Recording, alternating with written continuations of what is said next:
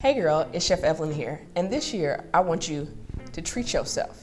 This time of month, you're getting bombarded with all types of random Valentine's Day advertisements. It's all over your social media. You're seeing hashtag relationship goals. But there's only one problem. You don't have a Valentine.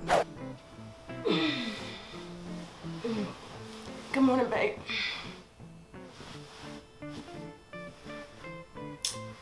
Whatever. But what's the point of giving away your goodies if you can't make your own? Goodies, as in dessert. I'm gonna show you how to make two desserts. The first one is for those of you who really are a little bit of a novice in the kitchen and you don't want to spend a lot of time on the stove. There's absolutely no cooking involved with this. It's a strawberry balsamic sundae. And I know what you're saying, Evelyn, strawberries and balsamic vinegar, but trust me, girl, I got you. It's delicious. And then for the second dessert, it wouldn't be Valentine's Day if I didn't throw in a little chocolate for my chocolate lovers out there. We're gonna be making a chocolate almond torte, and we're gonna top it with some mixed berries. It's made with almond flour, just in case you're trying to be gluten-free. Okay, so let's get into the first dish. So I've got about a half a pint of strawberries here, and you're gonna take the strawberries and cut the tops off. And basically what we're gonna do is a process that's called macerating the strawberries, right? So we're gonna take these, and I'm just gonna quarter these, and we're gonna go into a bowl just like this. So we've got our strawberries in the bowl, and now I'm gonna add some coconut sugar. And basically what's gonna happen is as this sugar sits on the strawberries, it's gonna draw moisture out of the strawberries and kind of make like a little bit of syrup. And then I'm gonna add some balsamic vinegar. Just a little bit, we don't want it swimming in balsamic vinegar.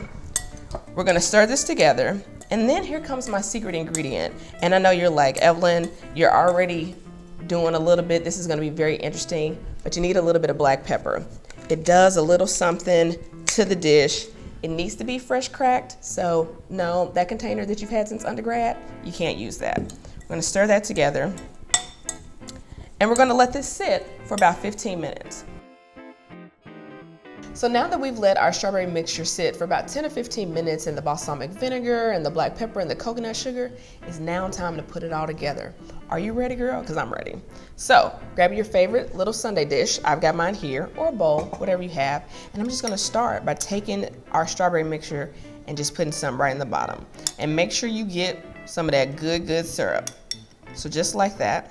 Now it's time to add the ice cream. And this is probably my favorite part. So get your favorite vanilla bean gelato, scoop it right on in there, just like that.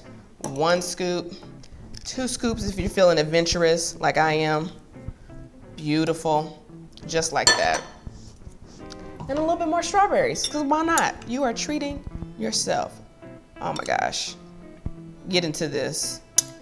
Get into this. And a little bit of syrup right over the top. Just like that.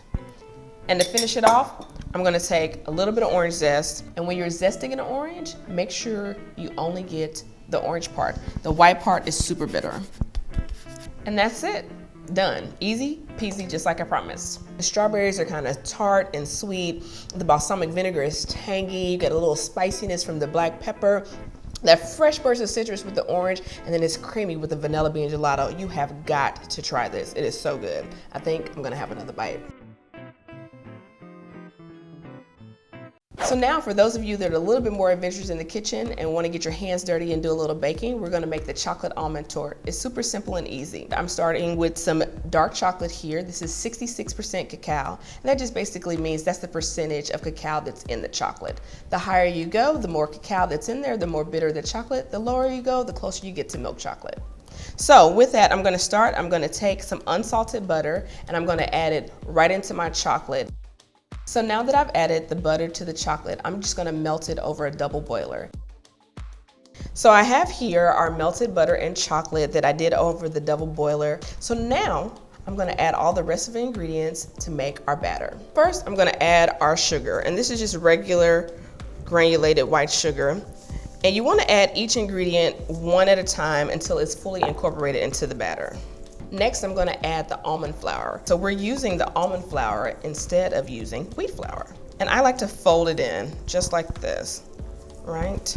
Fold, not stir. Now I'm gonna add the cocoa powder and the espresso powder. And I like to add a little bit of espresso powder to chocolate desserts because it actually makes chocolate taste more like chocolate.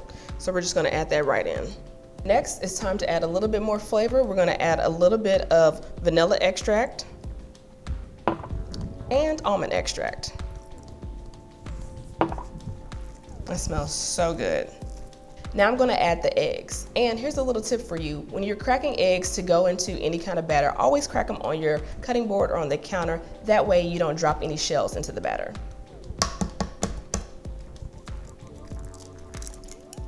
So now that I've got the eggs fully incorporated into the batter, it's time to bake it. I've got a spring-form pan here that I've lined with parchment paper. Parchment, ladies, not wax, because wax burns. I'm gonna bake it in an oven at 310 degrees for about 50 minutes or until it's set on the outside and slightly jiggly in the middle. So now that the cake is done, I've let it cool to room temperature before I removed it from the pan. And I'm just gonna top it with some fresh berries, a little powdered sugar. Girl, look at this. We've put it all together. We've got the berries, we've got the powdered sugar. This is super impressive.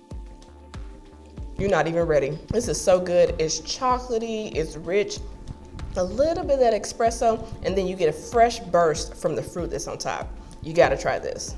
Thanks so much for watching. If you make either one of those recipes, tag me on Instagram. And if you wanna see what I'm cooking around the web, follow me on Snapchat, where I'm cooking all the time. And if you wanna see me come back here and do some more delicious goodies, make sure you like this video, share it, and subscribe. And I'll see you next time. Bye.